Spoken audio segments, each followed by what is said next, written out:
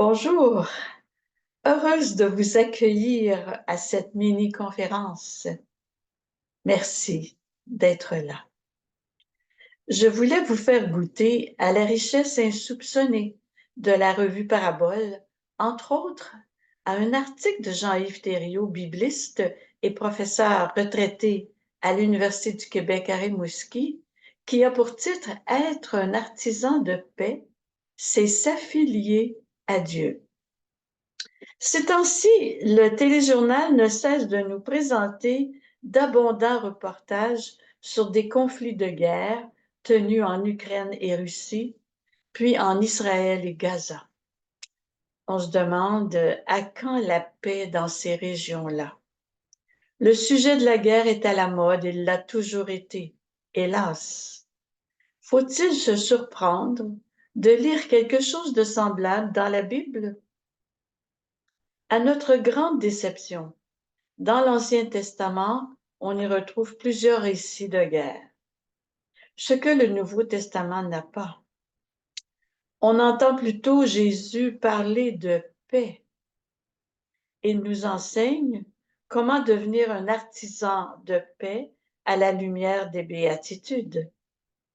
Il y en a une qui félicite les artisans de paix. Au lieu d'utiliser les mots traditionnels heureux et bienheureux, je préfère l'expression soyez félicités, vous les artisans de paix, car vous serez appelés fils et filles de Dieu. Les béatitudes félicitent plusieurs catégories de personnes, comme les assoiffés de justice, les pauvres, les miséricordieux, les cœurs purs, etc. Comment comprendre cette sorte de langage? Ces personnes félicitées sont reconnues comme ayant les dispositions pour accueillir le règne de Dieu. Elles sont dans une situation avantageuse pour mener une vie riche des valeurs évangéliques, différente du système des valeurs dans nos sociétés. Ces personnes auront droit d'être considérées comme fils et filles de Dieu, tout en étant dans une posture pour réaliser leur vocation humaine et de réussir leur vie. Bref, un tel comportement va tourner à leur plus grand bien. Comment devenir artisan de paix?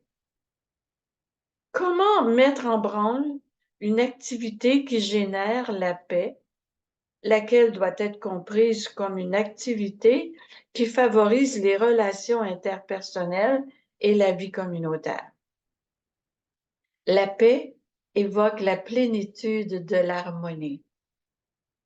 Si je suis doux, miséricordieux, comme le proposent les béatitudes, je serai compatissant, j'aurai de la sympathie, de l'empathie face à la souffrance de mon entourage. Je serai disposé à une ouverture à la misère des autres et ma pratique devenant contagieuse éveillera le même comportement pacifique chez les autres. Un artisan de paix doit penser à être pur et limpide de cœur dans ses rapports avec les autres, comme le mentionne une autre béatitude, heureux les cœurs purs, que l'on retrouve en Matthieu, chapitre 5, verset 8.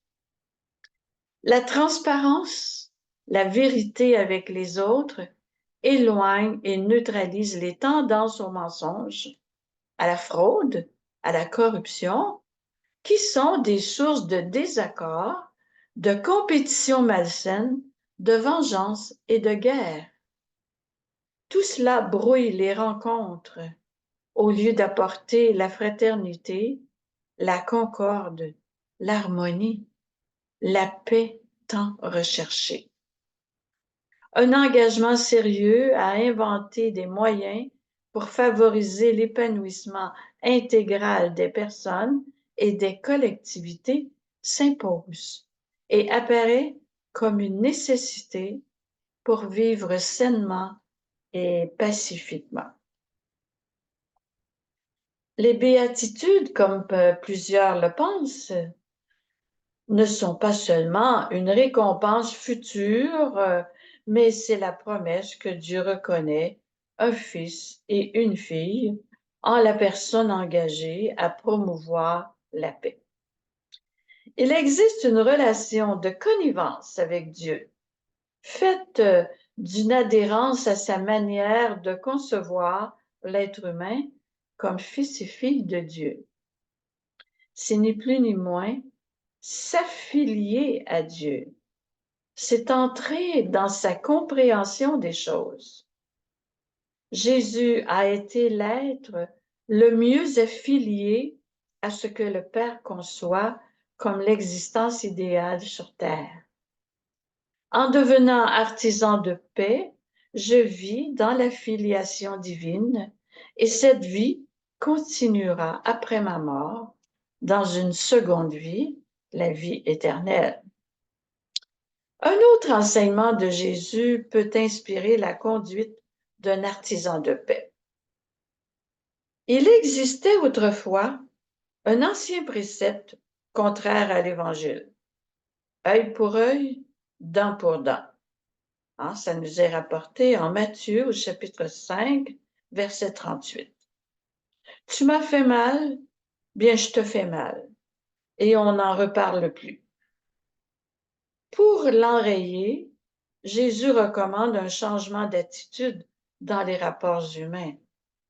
Ne rendez pas le mal par le mal, mais faites plutôt du bien à ceux qui vous haïssent, nous dit Luc au chapitre 6, verset 27.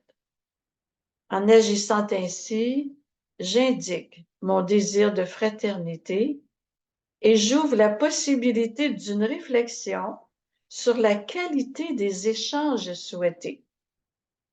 Je ne veux pas tenir une comptabilité des coûts reçus et rendus, mais je veux tisser des liens sans violence pour favoriser l'harmonie.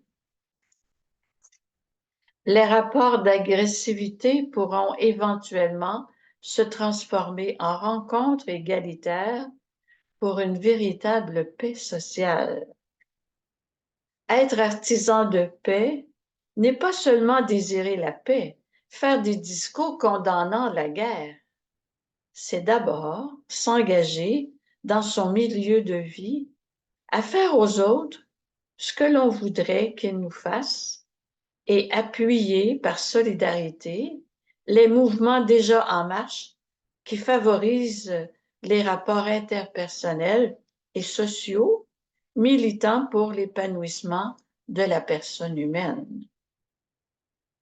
La félicitation que Jésus octroie aux artisans de paix résonne comme une petite tape amicale sur l'épaule qui invite à aller de l'avant sur ce chemin de fraternité pour une meilleure qualité de vie.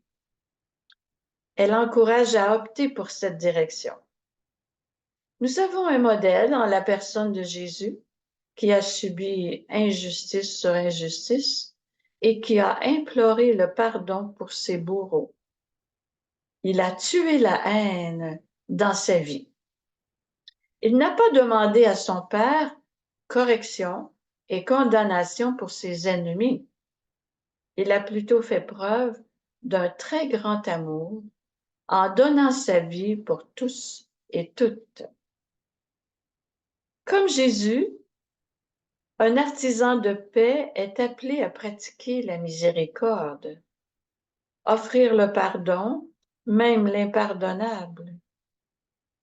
Vous êtes tenté de dire que c'est trop exigeant, que c'est impossible, que je n'y arriverai jamais. Seul, il est vrai, nous sommes face à un mur, ça nous dépasse. Mais avec la force intérieure de l'Esprit Saint, nous vaincrons. Nous ne sommes pas parfaits. Nous sommes des miséricordiers.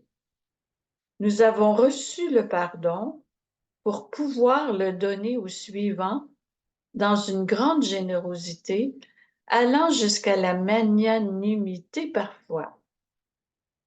Le disciple n'est pas au-dessus de son maître. Il s'ajuste, il s'aligne dans la voie proposée par le maître.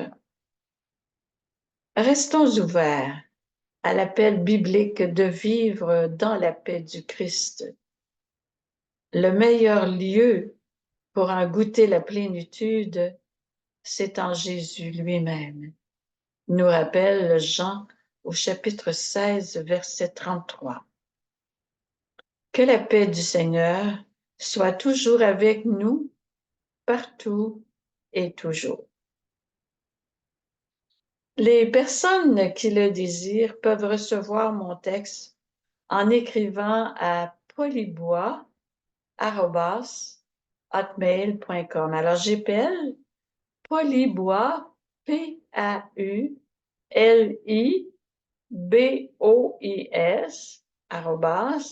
@hotmail.com. Vous pouvez lire la revue Parabole en ligne sur le site de sokabi.org. Cliquez sur Revue Parabole mars 2024 ou bien vous pouvez vous abonner à la revue papier. Alors, au revoir, à la prochaine. Portez-vous bien.